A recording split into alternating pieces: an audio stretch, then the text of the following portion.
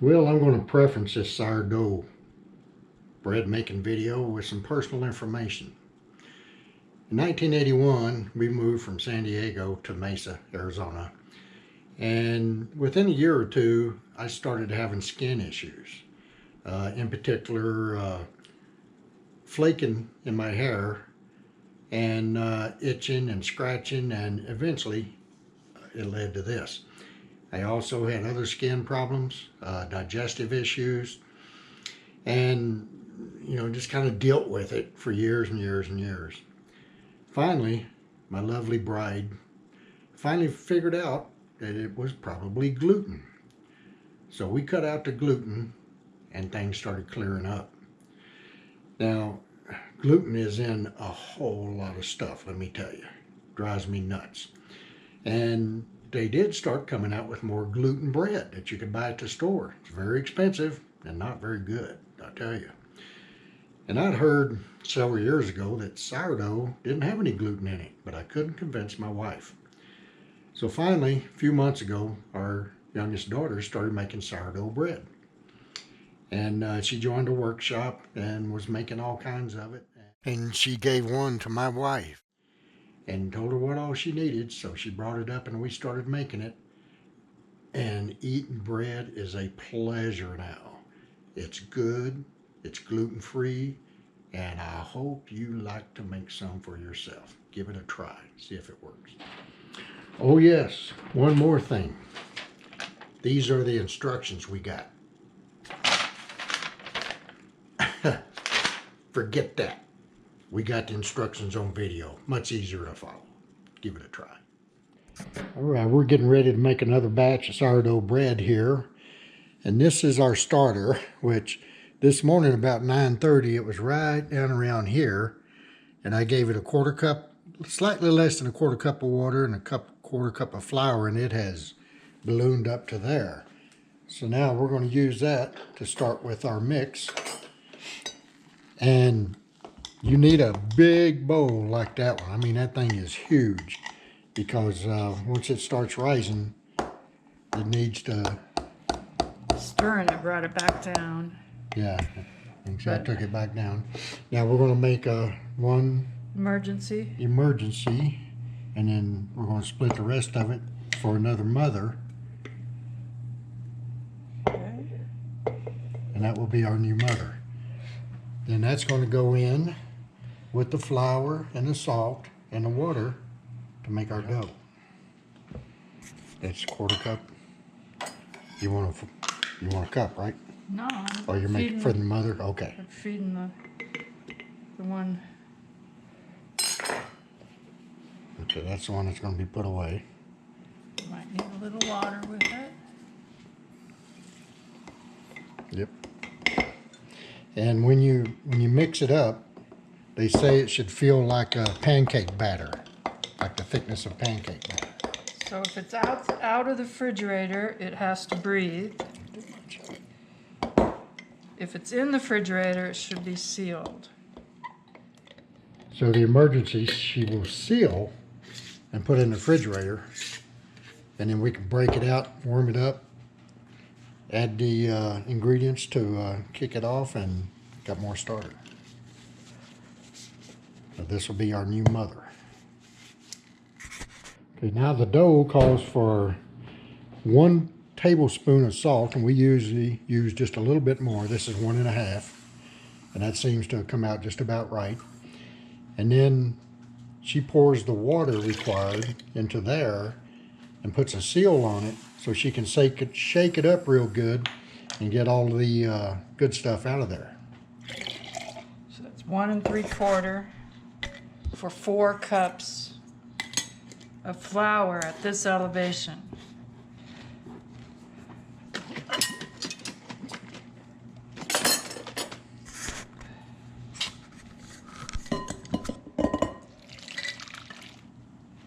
You got the salt? Nope, I did not put the salt.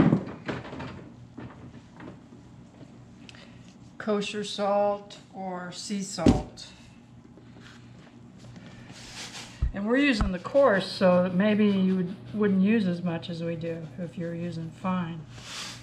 That's the coarse salt. This is called a Danish whisk, and we ordered it online, but it's great for mixing it up with the flour and everything. And stir this to get the salt around a little bit. Now, how many cups of flour? 4. 4 cups of flour. Watch.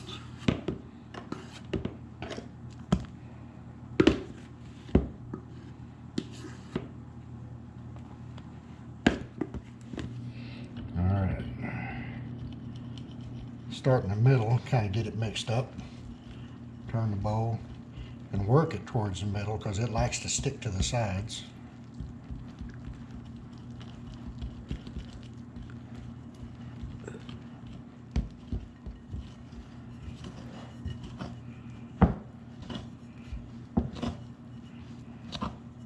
Now it's starting to stick together pretty good.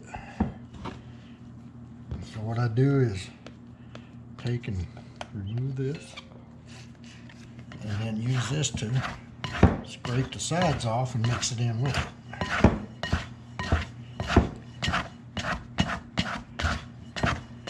I also use this tool for doing the tug and tuck. You need a Danish whisk and a bread scraper. So now we just cover it with a wet tea towel and let it rise and do it tugging. Now one thing, once you get it mixed up into that, everything is like glue. It sticks to everything and it's real difficult to remove. Cold water is best. Hot water won't do it. And you don't want it going down your sink. Too much. So yeah, very little. Wipe off as much as you can and with towels and throw it in the trash. Don't let it go down your sink. And get on your clothes and stuff because it is difficult to get off.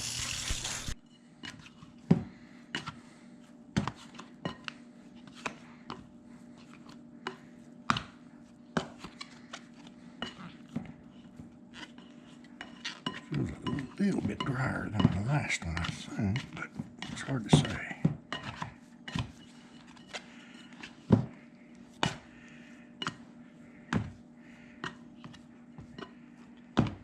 Sometimes we will take it out to the garage and let it rise out there because it's warmer out there than in the house.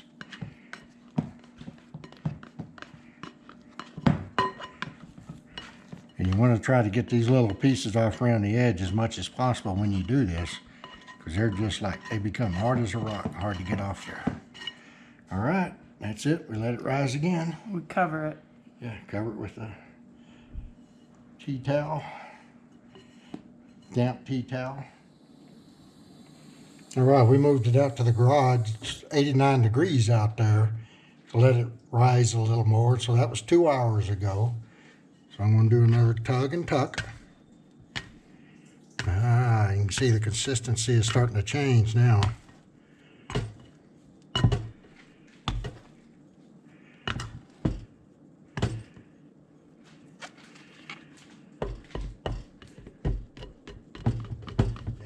Again. We're probably going to throw this in the oven tomorrow morning after we get out of bed. Let it rise all night. That'll fill this bowl completely up. And I turn this thing around each time so only one side touches the dough. Makes it a lot easier to clean up. And you can see it doesn't stick to it too bad. And that's it. Now we let it rise some more. Well, as you can see, it rose overnight. And that, I meant to get a tape measure. Across this thing's about 14 inches. It's a good sized bowl. We'll do one more tug and tuck and put it in the Dutch oven and bake it. Now after tug and tuck, it may look like I destroyed it, but we're going to put it in the Dutch oven and it'll rise again before we throw it in the oven. All right.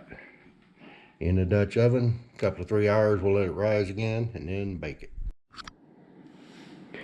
Okay, yesterday morning, or actually it was 12:15 yesterday afternoon, we took the mother and split it in half to make our new batch, and then we fed the mother with 1/4 cup of flour and slightly less than a 1/4 cup of water. And this, of course, depends on your elevation and everything. We're at 4,800 feet. I think that has a little bit of difference than down in the valley. So there's the 1/4 cup of flour. And then didn't quite put in all the water. You want it to feel like a nice thick pancake batter. Stir it around, get it off the edges. It sticks to the edge of the jar. Work on that.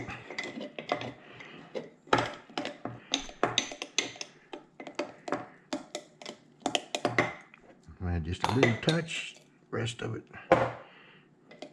Then you just set this aside. Put some paper towel across the top and let it rise. All right, right before putting it in, we do a little baptizing on it. Put a few drops of water right on the top. Okay, it's been 22 hours since we started this batch. This morning we did the final tug and tuck on it and put it in the Dutch oven. And I moved it out into the garage to let it rise.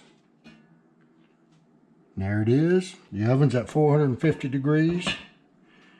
And this is the starter that we fed this morning also. You can see how it's growing.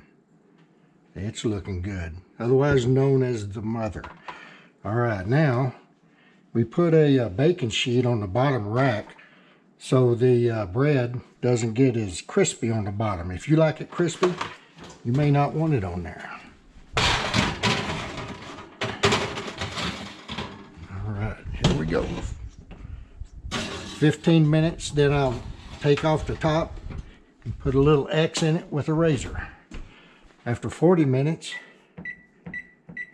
I'll take off the top and let it brown for another 15. This was a special little tool that we bought. It came with this and the razor blades to do that with, and it works really nice. So after about 15 minutes, we're going to put a little slice in the top with the razor blade to keep it from cracking so bad.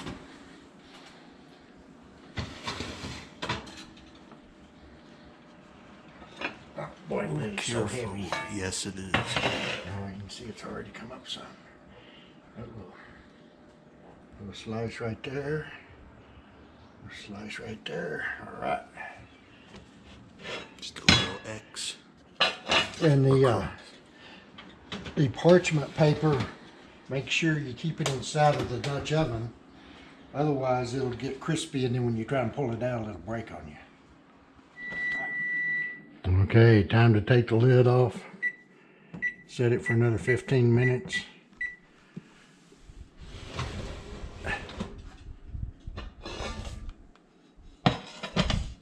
There's my little X I put in it.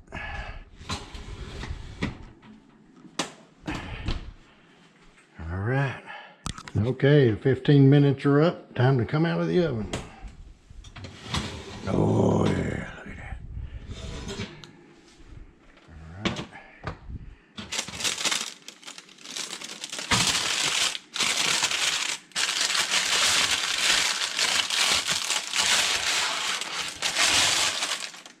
And there we are. All right, so now we got this big old bun. She cut 4 corners off like the hills, and now she's cutting it down the middle. And we bought a special knife for cutting this with. and you can see why. And we also Learned to turn the... bought a special bread slicer to hold it in place while you slice it so you can get good slices.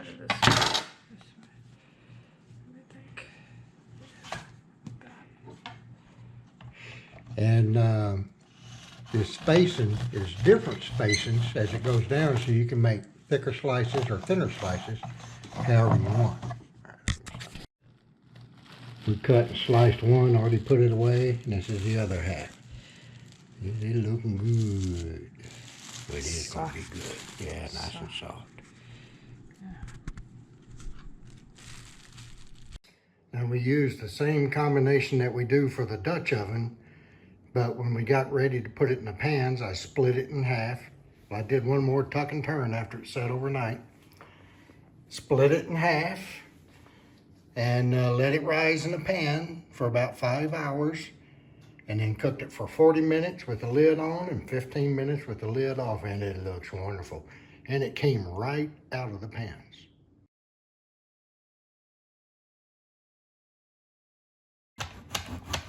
All right, totally new. Got our bread, got our slicer. Get your finger out of the way. And you can make it different thicknesses depending on which end you start on or how many you skip.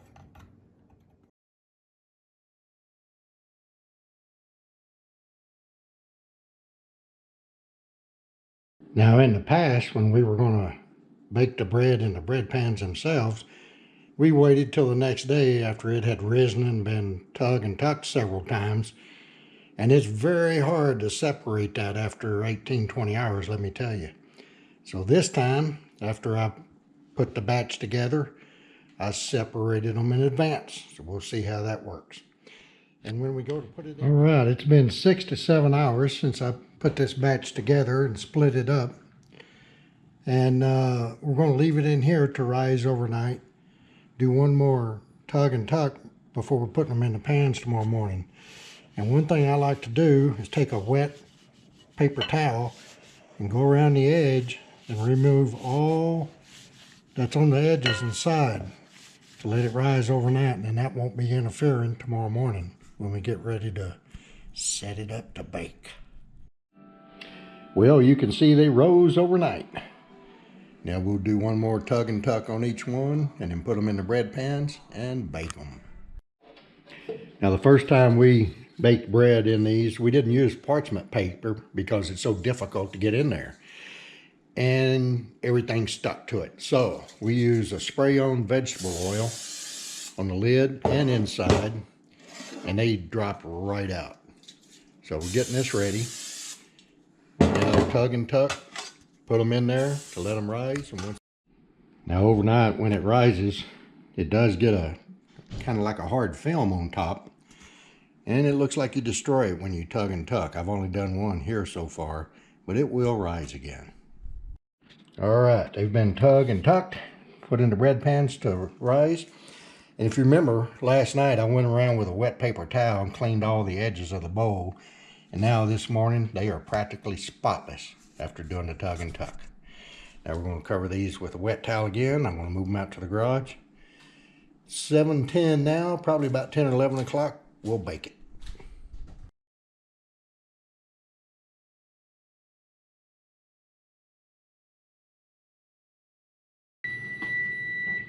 Okay, it's been 40 minutes plus 15. Cancel that.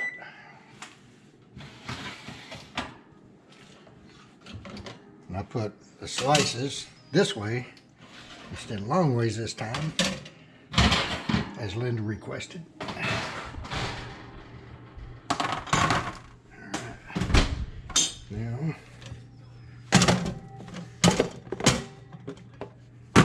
one, there's two, and we'll let them cool. Beautiful.